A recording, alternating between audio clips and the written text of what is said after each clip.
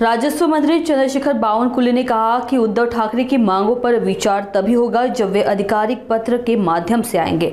महाराष्ट्र में प्रधानमंत्री मोदी के अमृत महोत्सव के तहत श्री छत्रपति शिवाजी महाराज महाराजस्व अभियान शुरू हुआ।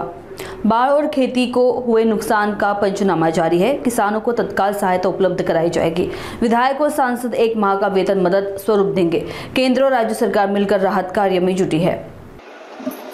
महाराष्ट्रामध्ये 17 सप्टेंबर 2025 ला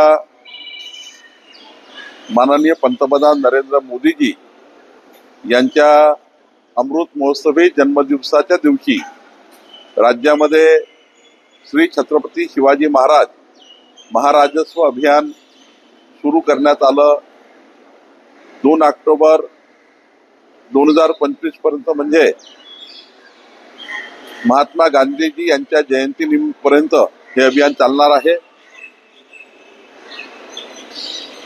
माननीय पंतप्रधान नरेंद्र मोदीजींनी या अभियानाला आशीर्वाद दिले आहे। या अभियानामध्ये केंद्र सरकारच्या राज्य सरकारच्या संपूर्ण योजना शेतकरी शेतमजूर आणि प्रत्येक घरापर्यंत पोहोचणार आहे। या अभियानामध्ये पांधन रस्त्याचे डिमार्केशन आणि क्रमांक टाकणे आणि पांधन रस्त्याची कामे सुरू करणे, सर्वांसाठी घरे योजनेमध्ये पट्टे वाटप करणे, या अनेक योजना या अभियानामध्ये घेतलेल्या आहेत। आणि महत्त्वाचं जे माननीय पंतप्रधान मोदीजींनी गरीब कल्याण मध्यमवर्गीय कल्याणाकरता जीएसटी जी महत्वाचा जीएसटी ही 28% 5% आणली। काही वस्तू जीएसटीच्या बाहेरही केल्या। त्याचंही या अभियानामध्ये आम्ही या ठिकाणी घरोघरोपर्यंत हे पोहोचवणार आहोत। आणि सर्वात महत्वाचं स्वदेशी वस्तू वापराव्यात, स्वदेशीचाच वापर करावा, हाही त्या ठिकाणचा जो माननीय मोदीजींनी एक मूलमंत्र दिला त्यालाही आम्ही घरपर्यंत पोहोचवण्याचा निर्णय करणार आहोत। नुकसान झालं त्यांना तात्काळ मदत आजपासून जी कॅश वाटप करतो आपण 5,000 ते होणार आहे का, आणि इतर मदत कधीपासून वाटप होईल? कारण डेटा सगळ्या सरकारकडे महसूल विभागाकडे आहे। 2,230 कोटी रुपये वाटप झाले आहेत।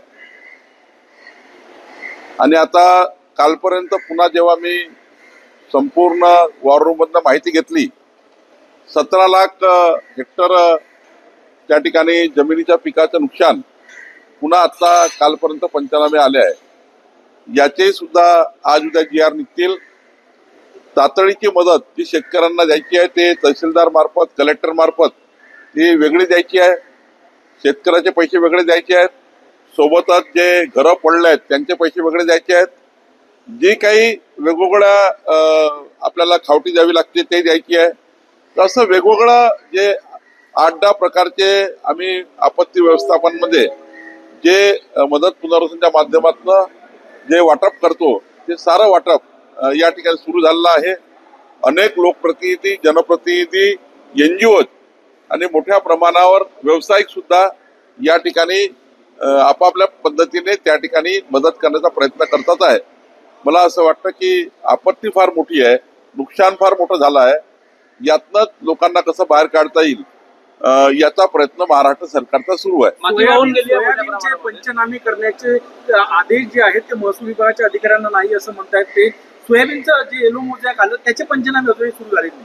त्याचेही पंचनामे सुरू करण्याचे आदेश दिलेले आहे। सर्वच नुकसानीचे पंचनामे देण्याचे आदेश सुरू झालेले आहे।